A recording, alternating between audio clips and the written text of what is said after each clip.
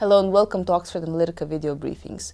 I'm Yulia Rusanova, Senior CIS Analyst, and I'm joined here today by one of our region heads, Chris Lefebvre.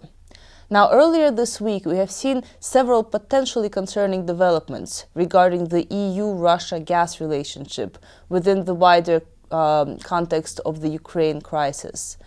On Monday, Gazprom indicated that Ukraine has failed to pay an installment of funds it owes to Gazprom, and therefore there is risk of returning to the 2009 scenario.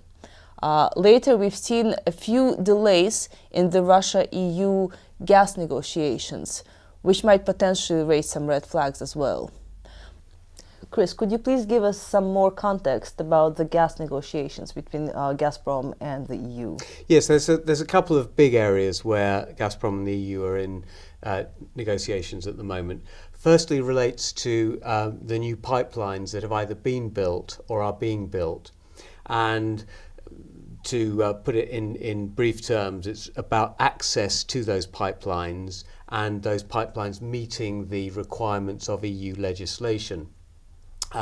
And so it requires the agreement, if you like, of the EU to allow Gazprom to utilise those pipelines in the most effective way.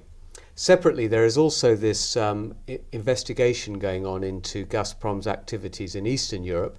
It's a competition investigation, and these are also subject to negotiations in that the EU has issued a statement of concern, and Gazprom is understood to have made some proposals in that regard.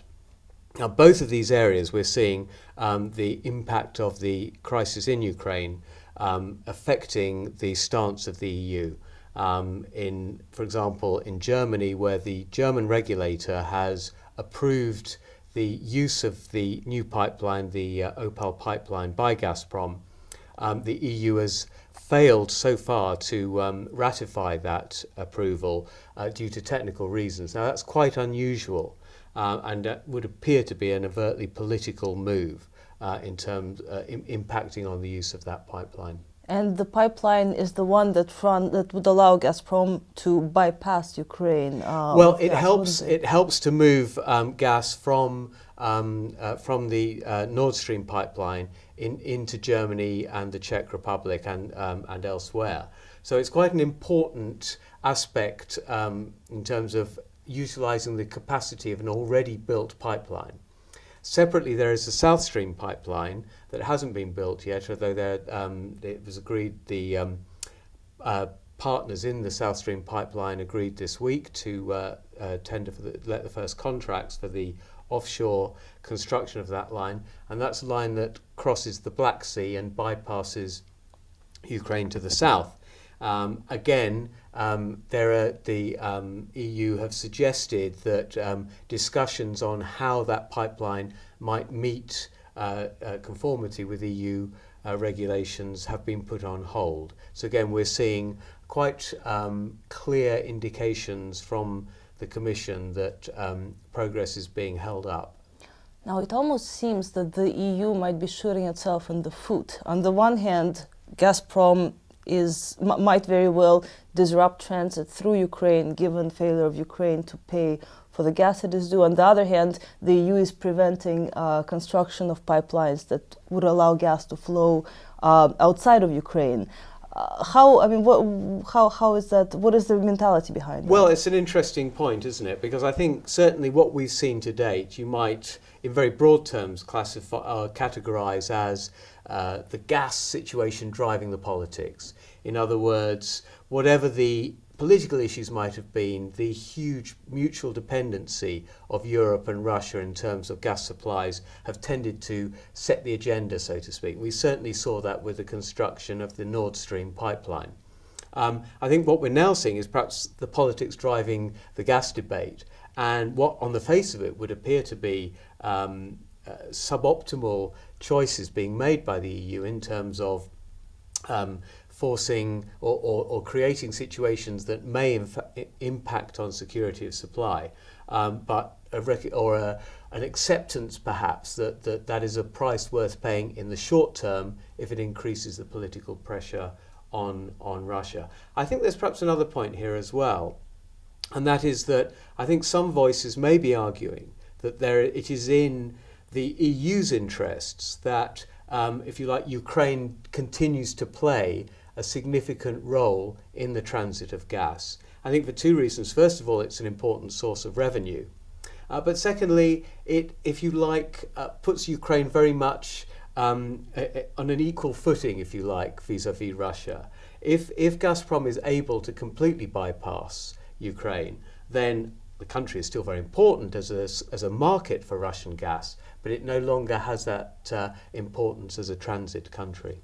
So yet another manifestation of politics driving the gas debate, I think so. Certainly that is, I'm almost certain, is one of the viewpoints that is being argued quite strongly at the moment. And as far as near-term implications for the EU, how much of a risk are gas disruptions given the situation? I mean, in the near term, if we're looking at, say, the next few months, I think they're pretty minimal. We're entering the summer period, so gas demand will be lower.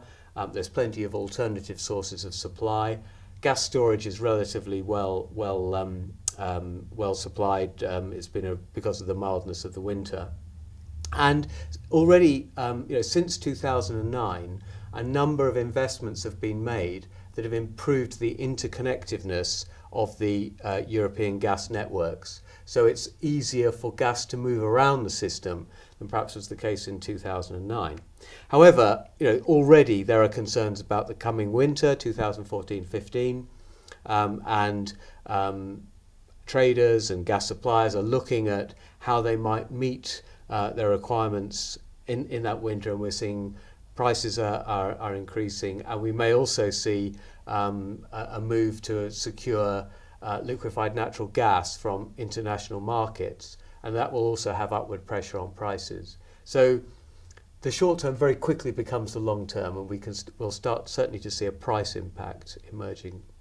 Indeed, and it seems that the EU energy policy is shifting more and more towards diversification, isn't it? Yes, I think that's always been an important dimension anyway, but it's, if you like, been given further boost by these events. I think also not just diversification in terms of gas supply, but possibly diversification away from gas. In the short term, we may, for example, see an increase in coal-fired power generation. But longer term, I think both politicians and business leaders and so on will be saying, well, how reliable is gas going to be, particularly if it's constantly going to be subject to this type of political upheaval? Should we be looking for alternatives in the energy sphere more generally? Thank you very much, Chris. This is Yulia Rusanova and Chris Lefebvre for the Oxford Analytica video briefings. We have been following Ukraine very closely and will continue to do so. If this is of interest to you, please do get in touch with us via our website. Thank you for watching.